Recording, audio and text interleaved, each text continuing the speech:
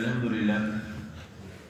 للہ وحدہ والصلاة والسلام علی من لا نبی بعدہ اما بعد فاعوذ باللہ من الشیطان الرجیم بسم اللہ الرحمن الرحیم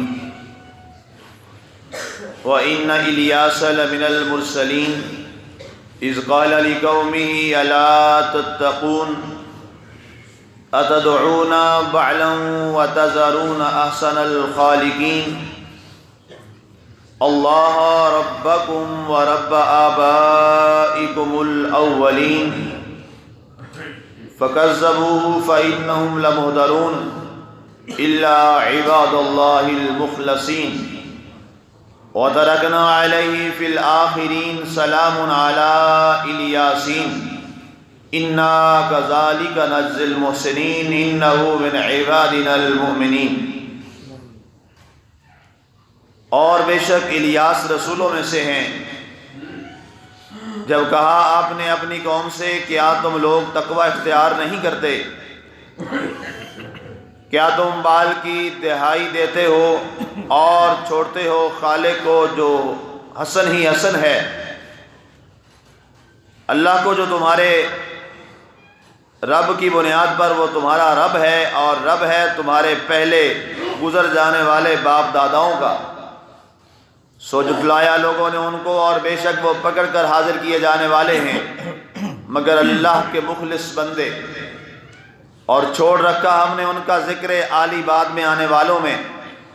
سلام ہو حضرت الیاس علیہ السلام پر، بے شک ہم اسی طرح جزا دیتے ہیں احسان والوں کو، بے شک وہ ہمارے مومن بندوں میں سے ہیں۔ آج ہماری سورہ صافات کی اے مبارکہ 132 تک کی تلاوت و ترجمہ کا شرف نصیب ہوا۔ آج ایک اللہ تعالیٰ کے اور پیارے نبی اور رسول عزت مآب جناب سیدنا حضرت الیاس علیہ السلام آپ کا ذکر خیر انشاءاللہ ہم کریں گے۔ حضرت الیاس علیہ السلام جو ہیں یہ اللہ کے نبی ہیں جنہیں اللہ تعالیٰ نے سرزمین دمشق کی جانب نبی بنا کر بھیجا۔ جب آپ تشریف لائے دمشق کے اس علاقہ میں، اس علاقہ کا نام بالابقہ کہلایا جاتا ہے، اس بالابقہ ایریا میں جب آپ تشریف لائے تو وہاں کا جو بادشاہ تھا وہ بڑا ظالم اور بدخو شخص اور مشرک آدمی تھا۔ آپ نے اس کو بار بار تبلیغ فرمائی لیکن اس کے جب مظالم پڑے تو آپ وہاں سے الگ ہو گئے، جدا ہو گئے، اور 10 سال کے لیے آپ کہیں روپوش ہو گئے۔ اس نے کہا کہ اب ہمیں یہ شخص جو ہے جہاں نظر آئے، اس نے آرڈر کر دیا اپنی فوج کو اس کو وہیں پہ نعوذ باللہ قتل کر دو۔ تو اللہ کے حکم سے آپ وہاں سے چھپ گئے۔ اس کے بعد کوئی ایسی لڑائی ہوئی ان کے درمیان کہ اس بادشاہ کو قتل کر دیا گیا اور اس کی جگہ جو اس کا جانشین بنا، اس کے بعد حضرت الیاس علیہ السلام تشریف لے گئے اور آپ نے اس کو دعوت توحید اور رسالت پیش کی تو اس نے دعوت توحید اور رسالت کو قبول کیا اور وہ شخص حضرت الیاس علیہ السلام کے دست حق پرست پر دائرہ اسلام میں داخل ہوا۔ اس وقت جو ان کا مذہب تھا جو اللہ کی توحید اور رسالت تو سارے نبیوں میں مشترک ہے، توحید اور رسالت جو ہے یہ سارے نبیوں کے ہاں جو ہے یہ ایک ہی ہے، اللہ کو وحدہ لا شریک ماننا اور اس کے بعد جو اللہ نے رسول بھیجا ہے اس پر ایمان لینا۔ اب یہ بنیادی ہمارے دو عقائد ہیں۔ اس کے بعد آپ نے اس بادشاہ کے ساتھ مل کر باقی عوام و ناس تک بھی آپ نے تبلیغ کا سلسلہ شروع کیا۔ روایات میں آتا ہے کہ 30,000 لوگ صرف ایسے تھے جنہوں نے آپ کی دعوت کو ٹھکرا دیا نعوذ باللہ اور قبول نہ کیا، تو بادشاہ نے حکم دیا کہ 30,000 لوگوں کو قتل کر دیا جائے، انہیں مار دیا گیا، قتل کر دیا گیا۔ اور اس کے بعد یہ آپ کا تبلیغ کا جو سلسلہ ہے وہ چلتا رہا۔ روایات میں یہ بات موجود ہے کہ اللہ تعالیٰ نے دنیا میں جو رسول بھیجے سب سے پہلے حضرت ظاہر ہے سیدنا ابو البشر سیدنا آدم علیہ السلام کو اللہ تعالیٰ نے دنیا میں بھیجا۔ جب وہاں سے جنت سے دنیا کی جانے بھیجا گیا تو اس کے بعد جو پہلے نبی اس دنیا میں قوم کی ہدایت کے لیے تشریف لائے ان کا نام حضرت سیدنا ادریس علیہ السلام۔ پھر اس کے بعد جناب سیدنا نوح علیہ السلام کو ایک زمانہ کے بعد اللہ تعالیٰ نے ان کو دنیا میں بطور نبی اور رسول بنا کے بھیجا۔ اس کے بعد جناب سیدنا حضرت ہود علیہ السلام کو اللہ تعالیٰ نے ارسال فرمایا۔ پھر اس کے بعد اللہ تعالیٰ نے حضرت صالح علیہ السلام ان کو اللہ تعالیٰ نے بھیجا۔ پھر ایک مدت کے بعد اللہ تعالیٰ نے حضرت شعیب علیہ السلام کو بھیجا۔ ان کے بعد اللہ تعالیٰ نے حضرت موسیٰ علیہ السلام کو نبی اور رسول بنا کر بھیجا۔ اس کے بعد جناب سیدنا حضرت ابراہیم علیہ السلام اللہ تعالیٰ نے ان کو اپنا نبی اور رسول بنا کر بھیجا۔ پھر حضرت آپ کے صاحبزادے پہلے حضرت اسماعیل کا آپ نے ذکر پہلے سنا 2-3 دن پہلے، پھر حضرت اسحاق علیہ السلام، پھر آگے حضرت یعقوب علیہ السلام، پھر حضرت سیدنا یوسف علیہ السلام، اور اس طرح سلسلہ چلتا ہوا۔ اس کے بعد حضرت سیدنا یہ الیاس علیہ السلام، ان کا دور جو ہے وہ بعد میں آتا ہے۔ ان کو اللہ تعالیٰ نے دمشق کی سرزمین پہ اللہ تعالیٰ نے بھیجا۔ بعض روایات میں یہ ہے کہ آپ کا کوئی 11واں نمبر بنتا ہے، بعض میں ظاہر ہے اس میں ایگزیکٹ جو ہے وہ پوری مفسرین کے اختلاف کے ساتھ روایات موجود ہیں۔ تو ایک واقعہ جس کو حضرت سیدنا انس بن مالک رضی اللہ تعالیٰ عنہ نے بیان کیا، میں بھی پڑھ رہا تھا کہ حضرت انس فرماتے ہیں کہ میں سرکار دو عالم نور مجسم صلی اللہ علیہ وآلہ وسلم کے ساتھ تھا۔ ایک وادی میں سے ہم گزر رہے تھے تو اچانک وہاں پر سرکار نے کچھ دیر کے لیے قیام فرمایا، تو میرے کانوں میں آواز آئی کہ جیسے کوئی شخص جو ہے وہ بول رہا ہے۔ میرے کانوں میں کسی کے بولنے کی آواز آئی، تو میں اس جانب جب چلا بڑا تو میں نے کیا دیکھا کہ ایک شخص ہے، بڑا نورانی چہرہ، چمکتا دمکتا چاند جیسا اس کا چہرہ ہے اور نور بکھیر رہا ہے اور وہ گفتگو کر رہا ہے۔ تو میں وہاں پہنچا، میں نے سوال کیا کہ جناب آپ یہ کیا جملہ بول رہے ہیں؟ آپ فرماتے ہیں کہ وہ عربی میں یہ بات کہہ رہا تھا کہ اے اللہ تعالیٰ مجھے اپنے آخری نبی حضرت محمد صلی اللہ علیہ وآلہ وسلم کیا دیدار کروا دے اور اس کی مجھے امت میں سے بنا دے۔ کہتے میں نے کہا یہ کون شخص ہے؟ سرکار تو موجود ہے، جس کو پتہ ہی نہیں ہے کہ سرکار تو دنیا میں تشریف لا چکے ہیں اور اب سرکار کا ہی زمانہ ہے، سرکار کا یہ امتی تو ہے، اور اس کے باوجود یہ جملہ بول رہا ہے۔ تو کہتے میں وہاں جا کے ملا اور میں نے کہا جی آپ کون ہیں، آپ کا نام کیا ہے، آپ کدھر سے آئے ہیں؟ تو انہوں نے کہا کہ میرا نام الیاس ہے اور میں آسمانوں سے اس وقت یہاں دنیا پہ آیا ہوں اور دعا کر رہا ہوں اللہ تعالیٰ کا ایک آخری نبی اور رسول ہے جس کا نام حضرت محمد صلی اللہ علیہ وسلم ہے، اللہ تعالیٰ مجھے اس کی امت میں سے بنا دے اور کبھی اس سے ملاقات بھی کروا دے۔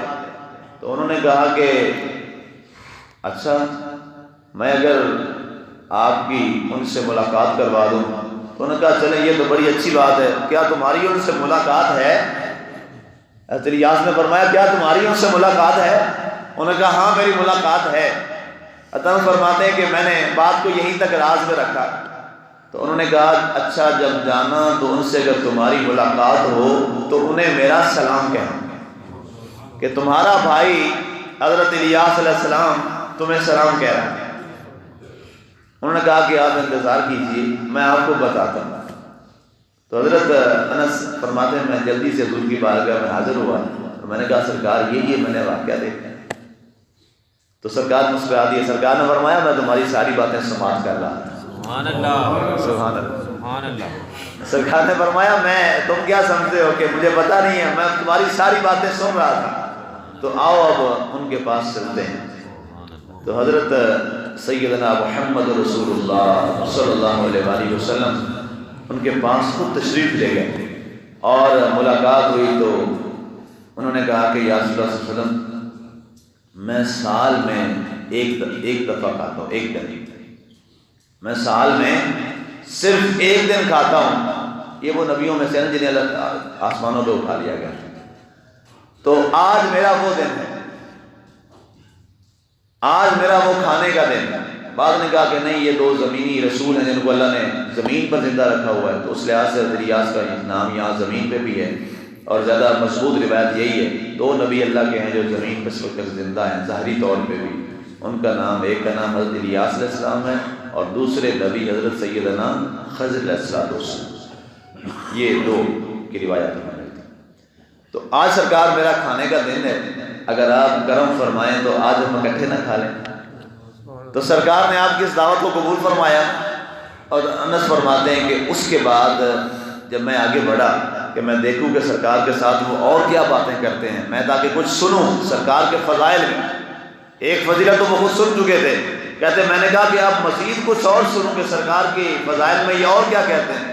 کہتے جو ہی میں آگے بڑھا اور میں نے دیکھنا چاہا تو میری نگاہوں سے سرکار تو موجود تھے حضرت الیاس سے، اور میری نگاہوں سے اتر۔ ظاہر ہے یہ اللہ اور اس کے رسولوں کے معاملات ہیں اور راز کی باتیں ہیں، ظاہر ہے وہ بہتر جانتا ہے۔ اب ظاہر ہے انس بن مالک رضی اللہ تعالیٰ عنہ بڑی شان والے مقام والے، ظاہر ہے نبی رسول تو نہیں ہے، ظاہر ہے وہ رسولوں کا آپس میں ایک بھائیوں والا تعلق اور بھائیوں والا رشتہ ہے، اور منصب نبوت جو ہے یہ بہت بڑا منصب ہے کائنات میں۔ اللہ تعالیٰ کی ذات کے بعد اس زمین پر کوئی عظمت اور شان کسی کی ہے تو وہ اللہ کے نبی اور رسول ہیں، ان کی شان کے برابر کائنات میں کچھ نہیں ہے۔